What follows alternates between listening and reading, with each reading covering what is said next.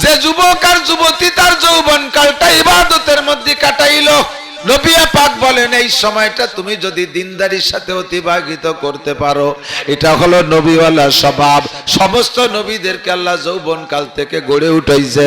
ও যুবক, তুমিও যদি তোমার যৌবনকালটাকে পরিচ্ছন্ন রাখতে পারো, তাহলে নবীদের সাথে তোমার মিল হয়ে গেল। এবার আমার নবী বলেন, মান তাসাব্বাহা বিকওমিন ফাহুয়া মিনহুম। যার যেই সময়টা যে জাতীয় মানুষের সাথে সম্পর্ক হবে, মিল হয়ে যাবে, ওই জাতীয় মানুষের সাথে তার হাসর নাসর হবে। কাজেই যুবক, তোমার হিলফুল ফুজুলকে আমার নবী পাকের হিলফুল ফুজুলের সাথে সম্পর্ক করবা। আল্লাহু আকবার। তোমরা সুন্দর একটা মাহফিলের ইন্তজাম করেছো, আমি দোয়া করি কিয়ামতে আল্লাহ তোমাদেরকে আরশে আজিমের নিচে ছায়ার ব্যবস্থা করে দেয়। সবাই বলেন আমিন। তবে জীবনে তোমার এই যুব সংগঠনের দায়িত্ব শুধু বাৎসরিক একটা মাহফিল না, প্রত্যেকটা যুব সংগঠনের প্রত্যেকটা সকল সদস্যকে নবীওয়ালা সুরতে আনতে হবে। তোমাদের পোশাক পরিবর্তন, তোমাদের চুলের পরিবর্তন, তোমাদের দাড়ির পরিবর্তন, তোমাদের আখলাকের পরিবর্তন। তোমরা সবাই নামাজি হতে হবে। তোমরা যদি নামাজি হও, তাহলে এই যুব সংগঠনের নামটা তোমাদের সাথে যথাযথ হবে। বছরে একটা মাহফিল দিয়ে তোমরা দায়িত্ব খালাস, সারা বছর গাঁজা খাইয়ে বেড়াবা, তা কিন্তু হবে না। চালিয়ে আগামীবার আসবোই না আমরা কেউ, কি কন্তার? তোমরা ডাকলিও আমরা আসবো না, যত বড় হুজুর আনা আসবো না, কারণ তোমরাই ভালো হতে পারো নাই। সংগঠনের সব যুবক নামাজি হইতে হবে, ওয়াদা করা লাগবে, ঠিক না? আল্লাহ তাআলা তাদের কবুল করুক, বলেন আমিন। একটু একটু করে শুরু করছে, হয়ে যাবে ভালো ইনশাআল্লাহ। আমরা তাদের জন্য দোয়া করি, আল্লাহ কবুল করুক, বলেন আমিন। নবী আলাইহিস সালাতু ওয়াস সালাম সাহাবায়ে কিরামদেরকে নিয়ে ভাবে বয়ান করতেন, কিন্তু আমাদের প্যান্ডেল আছে, লাইট আছে, মাইক আছে, অনেক সুন্দর, কিন্তু নবীর জন্য মাইকও ছিল না, এরকম প্যান্ডেলও ছিল না, কারেন্টের লাইটও ছিল না।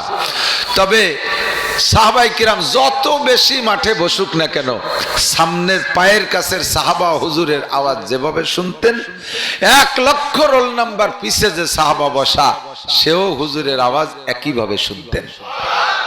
এটা নবী আলাইহিস সালাতু ওয়াস সালামের আওয়াজের একটা মুজিজা। সম্ভব কি না, কথা বলেন? অবশ্যই সম্ভব, ঠিক না? আল্লাহ সাহাবায়ে কিরামদের মধ্যে কেরকের আওয়াজ আবার খুব বেশি ছিল, যেমন হযরত আব্বাস রাদিয়াল্লাহু তাআলা আনহুর মুখের আওয়াজ জোরে চিল্লে ডাক দিলে 8 মাইল দূরে যেত। এই মাইকের আওয়াজও তো যায় 8 মাইল, 1 মাইল দূরত্বেই শোনা যায় না, আউমাউ খাউমাউ শোনা যায়। আজকের রাতে ওরা মাইর খেয়ে গেছে, জম্মের মাইক। তোরা মাইকের ব্যবসা কি কয়, ফার্সিটুক জেনেতে ছুটে গেছে। আতর কাকে বলে?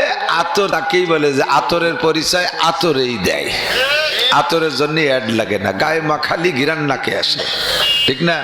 আর মাইকের অ্যাড আমরা বলে দেবো, তুমি গলায় সাইনবোর্ড একখান ঝুলোই থাকবা, রাখবা, ওতে কিছু হবে না, সার্ভিস ভালো দিতে হবে তোমাকে, সবই ভালো, সেটিংটা ভুল করে ফেলাইছে, ওই জন্যই ডুপ্লিমেসি করতেছে।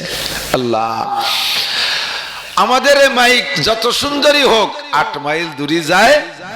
হযরত আব্বাস রাদিয়াল্লাহু তাআলা আনহুর একটা বাগান ছিল বাড়ির থেকে 8 মাইল দূরে, ওখানে মালিক কাজ করত। উনি বাড়ির থেকে ওক্ত মতো খাবারের জন্য ডাক দিতেন, ওই ডাক শুনেও এসে খেয়ে যেত। কেইসা আওয়াজের আওয়াজ! নবী আলাইহিস সালাতু ওয়াস সালামের আওয়াজের মধ্যে মুজিজা, কাছের জন্য যতটুক জোরে শুনে, পাশের জন্য দূরের জন্য ততটুক শুনে। হযরত আব্বাস রাদিয়াল্লাহু তাআলা আনহু বাঘরে ধমক দিলে বাঘের কলজে ফেটে মারা যেত। একজনে কইছে, কয় যে হুজুর, তাহলে হযরত আব্বাস রাদিয়াল্লাহু তাআলা আনহুর আওয়াজে বাঘের কলজে ফেটে মারা যায়, তো ওনার ছাগল যে ছিল, ছাগলের কলিজা তো বাঘের কলিজা ছোট, ওনার ছাগল কি একটা বাইসে থাকতো? দমকে ভেটে যাওয়ার কথা না। কয় যে আব্বাসও যেমন, আব্বাসের ছাগলও সেরকম, ওর কলজো বাঘের কলজে বড় ছিল, এই জন্য কথায় কথায় ভাটতো না। আল্লাহু আকবার। তো নবী আলাইহিস সালাতু ওয়াস সালাম সাহাবায়ে কিরামদেরকে নিয়ে বৈশা বয়ান করতেছেন। হুজুর যখনই জান্নাতের আলোচনা করতেন পাশাপাশি জাহান্নামের কথা বলতেন, জাহান্নামের আলোচনা করার সাথে সাথেই হুজুর জান্নাতের আলোচনা করতেন। কারণ সাহাবায়ে কিরাম ছিল রকিকুল কলব, দিল নরম। যদি জাহান্নামের বয়ান করতেন এর পরপরই জান্নাতের আলোচনা না করতেন তাহলে অনেক সাহাবা ওই জায়গা স্টপ করে পড়ে যেত, হুশ থাকতো না।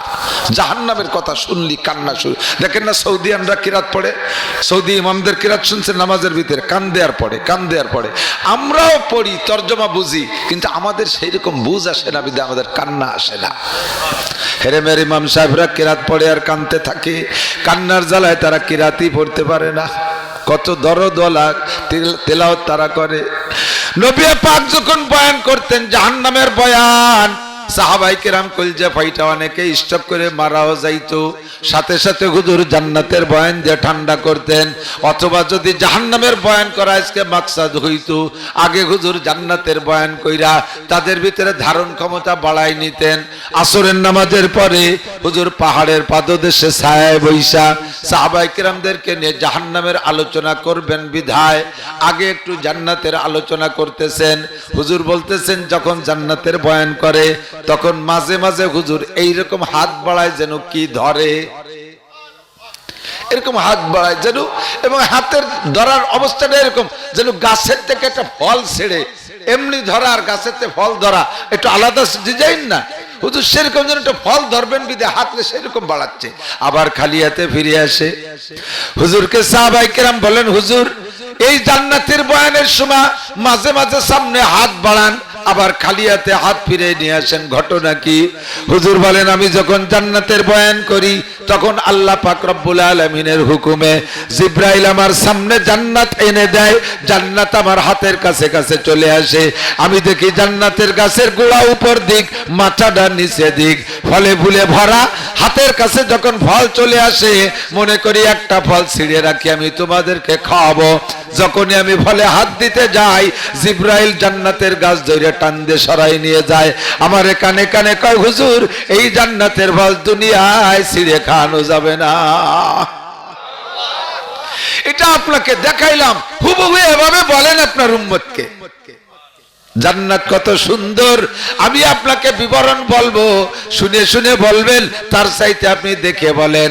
এই জন্য যখনই জান্নাত দেখায় আমার হাতের কাছে হুর চলে আসে, মনে করি একটা হুরের হাত ধরে রেখে দেব, তোমাদেরকে হুর দেখাবো, সঙ্গে সঙ্গে টান দিয়ে পিছনে নিয়ে যায়। জান্নাতের ফল আমার হাতের কাছে আসে, তুলতে আমি চেষ্টা করি, টান দিয়ে সামনের থেকে সরাই নিয়ে যায়। এই জন্য বারবার হাত আমি সামনে বাড়াই। সাহাবায়ে কেরাম বলেন, হুজুর জান্নাতি হুর কেমন? আল্লাহর নবী বলেন জান্নাতি হুরের চেহারা এত চেহারা, প্রত্যেকটা হুরকে আমি দেখতেছি এক একটা হুরের গায়ে 70 খানা করে জান্নাতি পোশাক পরানো।